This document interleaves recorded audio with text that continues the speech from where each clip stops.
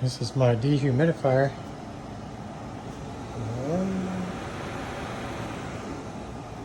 It's working overtime in this garage.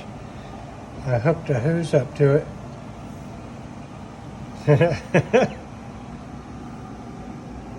And look how much it's dripping.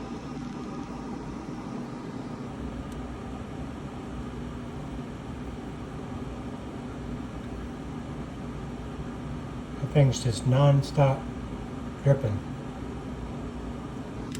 And I've got it going into where the washer overflow and run cycle and all that goes down in that drain. And just hooks in there with that little dehumidifier hose. It's been working great. Dun, dun, dun, dun, dun. Just non-stop dripping. Alright. Maybe I should fill one of these up just to see how much water it's actually producing. I couldn't keep up with this.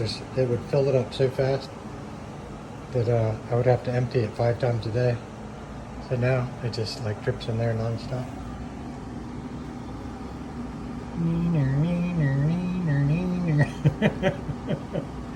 Adios, amigos.